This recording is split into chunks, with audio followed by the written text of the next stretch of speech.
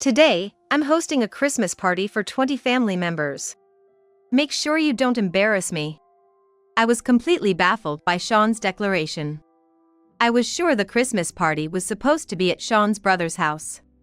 After a while, my father-in-law and mother-in-law arrived.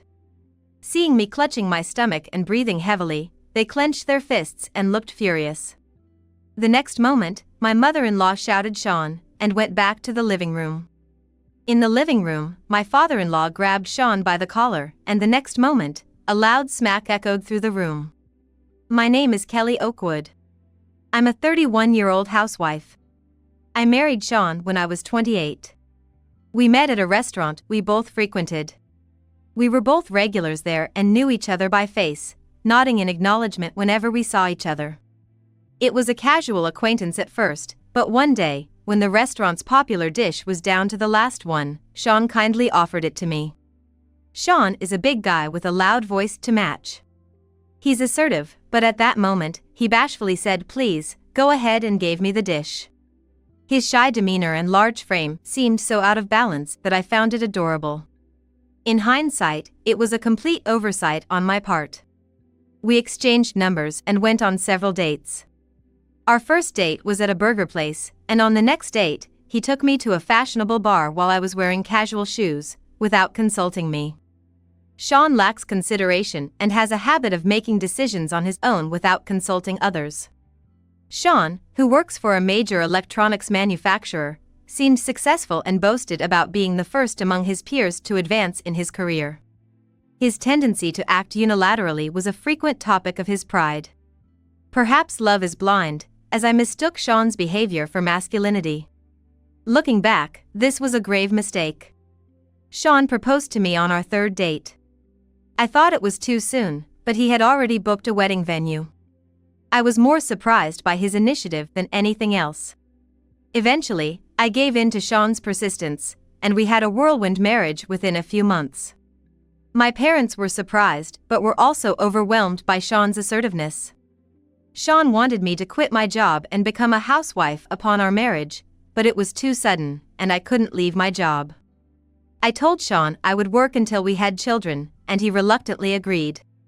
Sean was the type who wanted his wife to take care of the home. The first year of our marriage was blissful, without any major issues. Sean continued to make decisions unilaterally, so things like buying a car or choosing a new home were done without my input. I had always dreamed of seeing the northern lights on our honeymoon, but before I knew it, we were eating pancakes in Hawaii.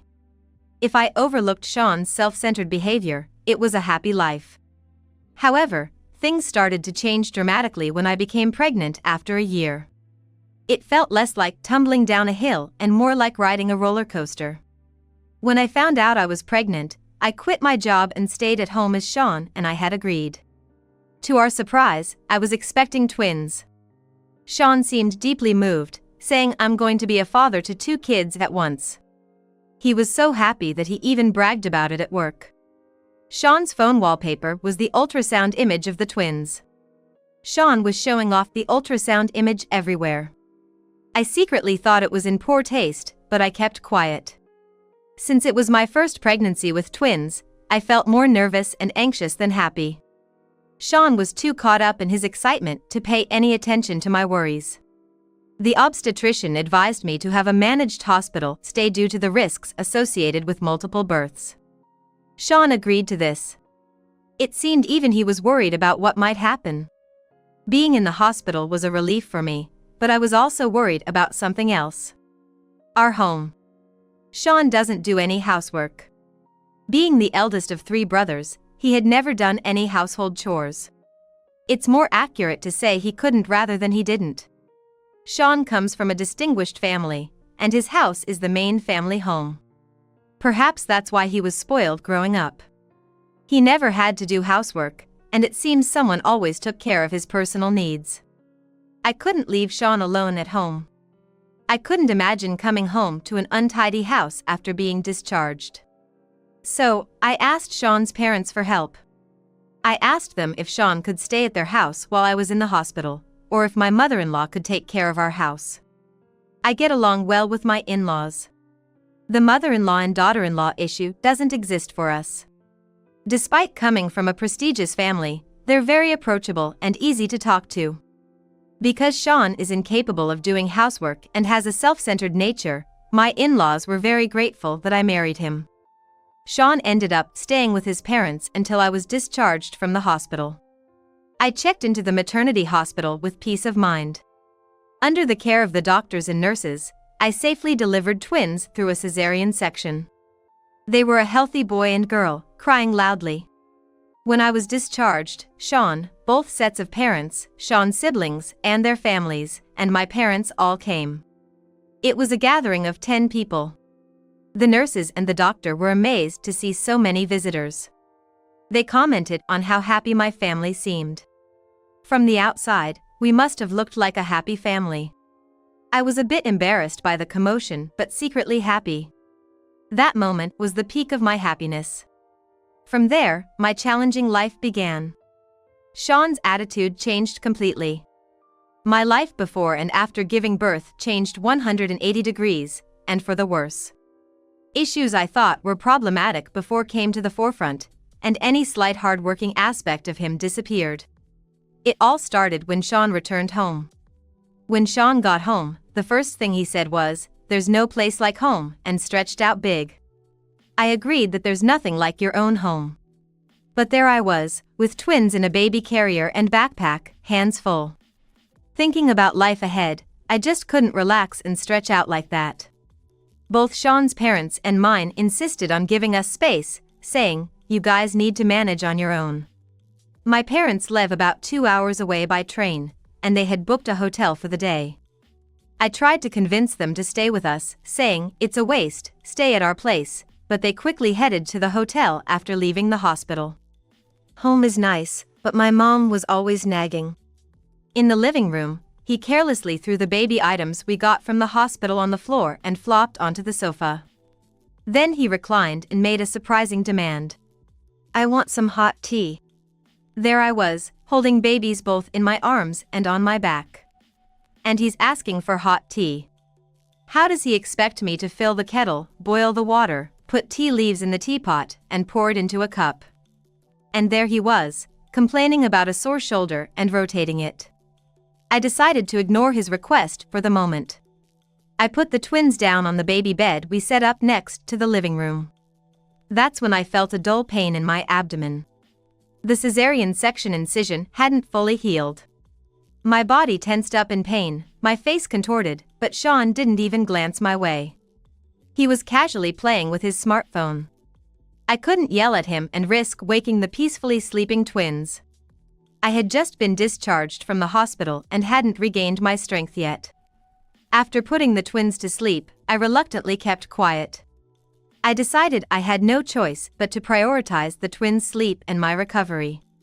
Sean was not only uninterested in housework but also in childcare. Just a little while ago, we were the envy of nurses for being so happy, but now I felt only anxiety. The next day, my parents came early in the morning.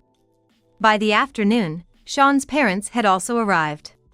With both sets of parents and me, we began the arduous task of childcare. Sean, as expected, was of no help at all. In fact, he was more trouble than the babies. While watching Sean, I did my best with my first experience of childcare. My mother-in-law said, "This is the time when children teach you to be a mother." It's hard to believe someone as kind as her is Sean's mother. My parents live farther away than Sean's, so my mom can't come over easily. It looks like I'll be relying more on Sean's family. Sean's dad is still working, so I'll have to depend mostly on my mother-in-law. I'm so glad she's a kind person. Sean's parents were very affectionate towards the twins. Even when I was clumsily changing diapers, they reassured me, "No need to rush, you're doing fine." Amidst this, Sean was the one who felt left out. Since we were all focused on the twins, he seemed to feel excluded. He became more demanding than usual, saying, "I'm thirsty, I want to read the newspaper, I'm a bit hungry." Sean's dad talked to him, since Sean wasn't participating in childcare. It can be hard for fathers to get involved in childcare, but it's rewarding once you try. Both Sean's mom and dad are kind people. I couldn't help but wonder how someone like Sean could come from such wonderful parents. My dad also chimed in, sharing how nervous he was the first time he took me out. However, Sean showed no interest in their valuable advice. All that came from him were half-hearted responses like, "Oh, and is that so?" The stories from Sean's dad and my dad were meant to ease the awkwardness and fears of making mistakes, a kind gesture towards Sean. But it was like talking to the wind. Sean was unaffected. Then, Sean really messed up. Not only was he uninterested in childcare, but his selfish behavior finally made his parents angry. While I was breastfeeding the twins, Sean complained to me, "When's dinner? I'm starving." He even demanded a proper meal, not just something pre-made. I was perplexed about what to do when my father-in-law stepped in. "You're not a child. If you're hungry, make something yourself." His response was perfectly reasonable. Yet, Sean became defensive and said, "You're a housewife, so it's natural for you to cook." I rarely use pre-made food when I cook. But for Sean, even one pre-made item meant I was slacking off. Sean's mom joined in the argument. "Babies can't cook and eat by themselves." Then his dad added, "If you're so concerned about feeding, why don't you give the baby formula? You could do that." Faced with criticism from everyone, Sean made a surprising remark. "If I start doing things like breastfeeding, then what's left for the mother to do?" Both sets of parents were dumbfounded. I could only sigh. Afterwards, Sean's mom lectured him endlessly, and his dad thoroughly taught him how to change diapers and other childcare tasks. Sean looked lifeless, obviously doing it unwillingly and in a bad mood. 2 years passed, and I became pregnant again. Sean hadn't changed at all over these years. I continued to be overwhelmed with childcare and household chores. Without the help of Sean's parents, our life would have probably fallen apart. Sean's mom helped with housework, and his dad tried to teach Sean about childcare. Meanwhile, Sean seemed to resent his parents' involvement, always finding excuses to go out. Sean claimed he was busy with business trips and overtime, but I think he just didn't want to be at home. This pregnancy wasn't twins, but my morning sickness was worse than before. Especially the smell of cooked rice was unbearable, so inevitably, bread became a staple at our table. Sean was unhappy about this too, constantly complaining that he wanted freshly cooked rice. Angered by this, his mom told him, "If you want a meal, make it yourself." Surrounded by his parents, Sean reluctantly cooked the rice. Regardless of how it looked, I tried to eat the meal he prepared for the first time. However, due to my morning sickness, I couldn't finish it. Sean exaggeratedly sighed at the sight of the uneaten food. "I went through all this trouble, and this is it? If it's too awful to eat, just say so," he said before storming out of the house. About an hour later, Sean returned. From that point on, he stopped doing any household chores or childcare. His excuse was, "You're just wasting people's kindness." Unashamed, Sean started going out fishing on weekends as his hobby. On weekdays, he would go out for drinks, citing work commitments, and come home late. There were days I didn't even see his face. Realizing this couldn't go on, I apologized several times about the meal and asked for his help around the house. I requested him to come home a bit earlier on weekdays and to spend at least some weekends at home. I was hoping he would spend even a little time with the twins. But Sean's response was unbelievable. "I've taken care of the twins for 2 years. You should be used to it by now," he said before leaving for fishing. He even said, "It's only one baby this time, not like I can do anything." The 2-year-old twins, thanks to Sean's indifferent attitude, were not at all attached to him. In fact, they seemed to dislike being around him. They would frown and look like they were about to cry whenever Sean walked by. My biggest regret is wondering why I got pregnant with a 3rd child. I must have been fooled by Sean's occasional kind gestures. It's unfortunate, but there's nothing I can do about it now. The baby in my growing belly is innocent. Despite my mixed feelings, my pregnancy progressed smoothly, and I reached full term. Like the last time, I was scheduled for a cesarean section. Having experienced it before, I knew what to prepare for the hospital stay. However, the due date being right after Christmas meant a hectic holiday season. There's a big family gathering at Sean's parents' house for Christmas, but I won't be able to attend this year. The biggest problem with this childbirth is Sean. This time, there's the additional responsibility of taking care of the twins. It seems impossible without Sean's help. I wished Sean could take time off work to match the birth, but I doubt that will happen. As a last-ditch effort, I asked Sean if he could take care of the kids after he got back from work. His response was cold and devoid of any kindness. I can't make that kind of promise. What he said next was even worse. It's embarrassing for a man to take time off work for his wife's childbirth. It's like being a useless husband under his wife's thumb. I couldn't hold back and was about to retort when Sean demanded dinner. This stopped me in my tracks, and I lost the will to argue. Upset by my request, he continued to complain during dinner. At 2 years old, they should be able to eat by themselves. Sure, they might be able to eat, but they can't cook. Sean lacks that kind of imagination. I was so annoyed that I snapped back. Well, you should be more capable than a 2-year-old. Why don't you show them how it's done? Unfazed by my sarcasm, Sean said something outrageous. I'm the breadwinner. You're all living off what I earn. So you should be grateful and make me dinner. I couldn't understand his logic. His arguments were too far-fetched. Until I went to the hospital, Sean kept saying, I'm the one providing for you. I never intended to quit my job. It was Sean who pushed the idea of me being a stay-at-home wife after we got married. Every time he says, I'm providing for you, I think to myself, what nerve. Frustrated, I reached the week I was scheduled to be admitted to the hospital. Then, Sean made another tactless comment. You should attend the Christmas party. I couldn't understand why he would say that. Apparently, it looked bad for the head of the family to attend alone. He had no understanding of the pain and risks of childbirth. Childbirth is a life-risking endeavor. Sean's unreasonable demands continued. Why do I have to attend alone? Who's going to cook and serve drinks? It's as if he mistook me for a servant or a maid. The idea of risking my life for Sean's reputation was unbelievable. Sean often comes up with such ideas. We went back and forth with come and it's impossible several times. Finally, my father-in-law talked to Sean, and it was decided that I wouldn't attend. As the new year approached and the day before my hospital admission arrived, Sean was still sulking. Unfortunately, today was the day of the Christmas party. On the day of the party, I was lying down with a tight belly next to the twins. Suddenly, I noticed Sean standing over me. With sleepy eyes, I looked up at him. Today, I'm hosting a Christmas party for 20 family members.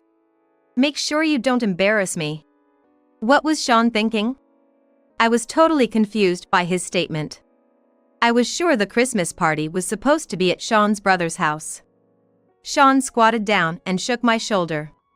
Prepare a meal for 20 relatives and some desserts that women would enjoy, he said. It seemed Sean had unilaterally decided to host the Christmas party at our house. Everyone in the family, including Sean's parents, had been considerate about our twins and my current pregnancy. I couldn't understand why suddenly 20 people were coming over today. I hadn't noticed, but there were missed calls from my mother-in-law and father-in-law on my phone. I'm due to be hospitalized tomorrow. I could go into labor at any moment. Hosting 20 relatives in such a condition is absolutely impossible. I told Sean, it's impossible to do all this at the last minute. I asked, even if it costs more, can we have a catering service or something? I even humbly suggested. But Sean exploded in anger. I said we're doing it at my house. Are you trying to embarrass me? As the wife of the eldest son of the main family, you should keep up appearances. Sean was imposing his selfish will on me. Continuing with outdated notions like a wife should just be quiet and obey her husband. I no longer had the energy to argue back. When I fell silent, Sean seemed to take it as agreement and smiled. Then he said, I'm going to pick up the relatives now, so you get everything ready for hosting, and left immediately. With everything so arranged, I couldn't refuse. It would cause trouble for all the relatives. So, I started to prepare, despite my large belly. I emailed Sean, "I can't go shopping now, so I'll have to make do with what's available." Thinking about my hospital stay, I had stocked up on food for Sean. So the fridge was nearly empty, no matter. I managed to prepare the food while pressing on my tight belly. For drinks and alcohol, which I was short on, I decided to order delivery. Just as I finished all the preparations, I got a message from Sean that he was on his way home. In just 2 hours, I had managed to prepare the meals and drinks. I wanted to pat myself on the back. I put the twins to bed in the back room as they were starting to doze off. Soon, I heard voices and the front door opening. I went to the entrance to greet everyone. My mother-in-law and father-in-law asked me if I was okay. Their call earlier must have been out of concern. I just smiled vaguely, unable to say much else. The living and dining rooms were packed with 20 people as the Christmas party began. I was busy serving food and pouring drinks, with no time to sit down. Everyone kept asking me, "Are you okay?" and "Don't overdo it," to which I just smiled and brushed off. Sean, on the other hand, was in a great mood, boasting, "She's tough, that's her strong point." But Sean's parents and brother had frowns on their faces. Due to standing and moving around to serve drinks, the tightness in my belly became unbearable. I excused myself, saying, "I'm going to check on the sleeping kids," and left the room. As I looked at the children's sleeping faces, my eyelids grew heavy, and I lay down. After a while, the tightness turned into pain. Not wanting to worry everyone, I covered my mouth with both hands. But the pain in my abdomen grew stronger and clearer.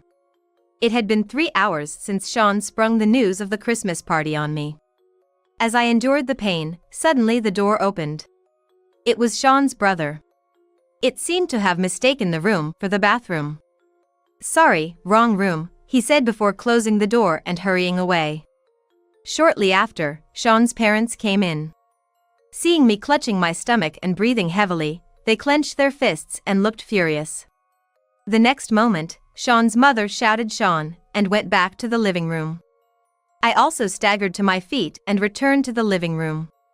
There, Sean's father had grabbed Sean by the collar, and the next moment a loud smack echoed through the room.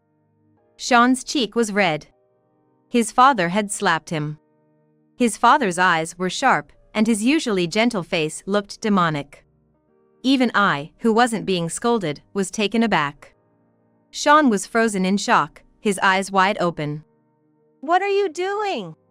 His father yelled so loudly that Sean flinched. All the relatives who had been drinking and chatting stopped and stared at Sean in silence. "Do you understand Kelly's condition?" Sean's mother glared at him with a fierce look. One of the relatives noticed me and offered me a seat on the sofa. Others began to confront Sean. "You said the delivery wasn't due yet, but she's about to give birth. I thought you said she was still in the safe period," were some of the comments I heard. Apparently, Sean had told the relatives that my delivery wasn't due yet to get them to come. He had told his parents that there were no signs of labor yet, and my hospitalization was postponed. Everyone started looking at Sean with contempt. Relatives with children the same age as the twins were there, and some of them were saying, "I can't believe it." Women were heard saying, "If I were in her shoes, I'd be horrified, this is unforgivable, and he's the worst kind of husband." Others were saying, "We didn't know, sorry, and Sean deceived us." The atmosphere was more like a funeral than a Christmas party. Unable to bear the tension, Sean started making pitiful excuses. "She's using the twins and her pregnancy as an excuse to slack off on housework." Everyone focused on Sean, shocked at what he was saying. "That's why I made her cook for 20 people today and serve drinks." What he was saying made no sense to me. And probably even less to everyone else. But Sean continued. "She's been slacking off. This doesn't even make up for it." There were murmurs of disbelief. He made her cook? And for 20 people? Sean began to sweat under the accusing glares. A female relative suggested they break up the party and began cleaning up. The twins' cries could be heard from the back. Sean's parents headed to the twins. Sean's brother has a child about the same age as ours. He looked at Sean with contempt and muttered softly, "He's the worst." Sean was being called the worst as both a husband and a father, shrinking under the scrutiny. His usual assertive and arrogant demeanor was nowhere to be seen. Suddenly, my belly started to hurt. The intervals of pain were getting shorter. It was probably labor. I called out to Sean, who was being scolded and shrinking away. But he didn't respond. Someone asked me, "Should we call the hospital?" and I nodded slightly. Another person brought me a phone, and I called the hospital. They told me to come right away. I informed everyone, "I'm going to the hospital now," but couldn't get up. Sean's brother suggested calling an ambulance, and that's when Sean reacted. "If you call an ambulance, tell them not to use the siren. It's embarrassing if the neighbors find out." I couldn't believe he was more concerned about appearances than my condition. Everyone was stunned by his words, and Sean continued. "Go by yourself. It's your fault for ruining the mood anyway." It definitely wasn't my fault, it was all because of Sean's lies. Everyone else must think the same. Amidst the stunned silence, another smack was heard. Sean's mother had returned and slapped his cheek. Sean, his cheek held, was tearful. "I never thought you would be such a rotten person. Giving birth is a life-threatening endeavor." Behind her, Sean's father was holding the twins, looking furious. "The pain Kelly is experiencing is nothing like this," he exclaimed, trembling with anger and carefully setting the twins down. "I'm not in the wrong. It's because I'm the one supporting them," Sean insisted, saying it was my fault for embarrassing him in front of others and that he wasn't to blame. Even in this situation, he was flaunting his elitist attitude. Of course, no one sympathized with him. The sister-in-law raised her hand. "I haven't been drinking, I can drive." Everyone cheered.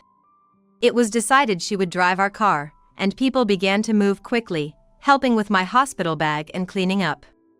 The bag was ready in the bedroom, so I asked Sean's mother to fetch it.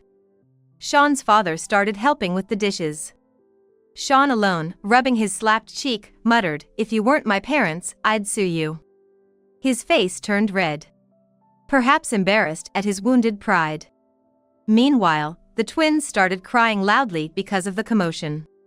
The men took turns comforting them while the women hurried to clean up. Sean didn't help at all. Everyone else seemed to have stopped paying attention to him. I felt utterly disgusted with Sean. I honestly thought I no longer needed such a useless man. Sean's brother, who's good at entertaining children, started playing with the twins. He said, "I often play with kids at home, so leave it to me," and started playing with the twins. I managed to stand up with support and informed him about the toys in the kids' room and that they didn't have any food allergies. I added that he could use anything in the fridge. Sean kept muttering, "I'm not wrong," but I ignored him and headed for the door. Sean's sister-in-law then drove me to the hospital. Upon arrival, a nurse quickly called a doctor, who took me to the delivery room. It seemed labor could happen at any moment. As expected, as soon as I was on the delivery bed, I gave birth. It was a relief that the delivery was smooth. The only one who suffered was my sister-in-law. She couldn't go home and had to stay until the next morning. The day after I safely gave birth, Sean's parents came to the hospital with the twins. After the incident, Sean sulked in a corner of the room, drinking canned beer. Sean's father took him to the bedroom. Not wanting the children to see their father being scolded, a thoughtful gesture from him. I heard Sean's father scolded him all night. And Sean looked deflated. Sean's father told me this with a wry smile. After a while, Sean came to my hospital room. In front of his parents, he was meek and apologized in a low voice, saying, "Sorry about yesterday." The fact that both his parents had hit him seemed to have a significant impact on him. Sensing the situation, Sean's parents left us alone. As soon as they were gone, Sean's attitude changed. "I was slapped by Dad and Mom because of you." He continued to complain about how I was inconsiderate and not thoughtful enough. At that moment, I was utterly fed up with Sean. I firmly decided to divorce him. Despite feeling anxious about becoming a single mother of 3, I knew I couldn't stay with Sean.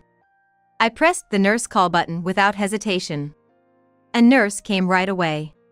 Sean's parents followed her, returning to the room. "He's a stranger to me. Please ask him to leave." The nurse looked confused, but Sean's mother understood and promptly escorted Sean out of the room. Sean's parents left the hospital with him. Before they left, they told me my parents would come in the afternoon. Indeed, my parents arrived later that day. I told them about the previous day's events and my decision to divorce Sean. My parents initially thought Sean had cheated when they heard about the divorce from Sean's mother. They had been under the impression that divorce meant infidelity. They never imagined a heavily pregnant wife being commanded by her husband to prepare for a Christmas party and serve drinks. I explained everything to my parents, including being forced to cook for 20 people and serve drinks, how hard it had been, and how much I had endured. We all cried as I spoke. By the end of our conversation, we were smiling, relieved after crying. "Rest at home after the birth," my mother kindly said. I was discharged safely and am now recuperating at my parents' house. About the divorce, Sean's parents agreed there was no reason to oppose it. The only one strongly against it was Sean. He kept contacting me, but I blocked his calls and told his parents not to let him contact me. It seems Sean has lost his mental stability without me, who he treated like a servant. Living alone, Sean couldn't manage to clean up his house, and it became cluttered with trash. At work, he vented his frustration by repeatedly committing acts of power harassment, nearly facing disciplinary action from human resources. Despite this, Sean's attitude didn't change, and he even harassed his work clients. Eventually, Sean was fired. At that time, it seemed no one sympathized with him. Now, he's working in the fields at his parents' home, apparently being reprimanded and taught a lesson. Sean often cries saying, "The house where I lived with Kelly was my oasis." I heard all of that from his mother, with whom I'm still in contact. But for me, that house was nothing but a desert. With the help of Sean's parents, our divorce was successfully finalized. The house we lived in was sold, and I receive all the money from the sale as alimony. I've decided to live at my parents' home. I still keep in touch with Sean's parents and brother. Sometimes, they come to play with the twins who say they missed the sister and brother who played with us that time. For Sean's parents, the twins are still their grandchildren. They visit when they can, happily playing with all 3 grandchildren. The kids are fond of their grandpa and grandma. I feel that if the Christmas party hadn't happened, I might not have been able to go to the hospital. Sean, on his own, couldn't have managed to take me to the hospital and look after the twins. Plus, that incident helped me make up my mind about Sean. In a way, I'm thankful to Sean for holding that party at our house. It really is a case of blessing in disguise. You never know how things will turn out. I'll never forget the gratitude I feel towards those who helped me then. With my 3 children, I want to become even happier and help others just as I was helped.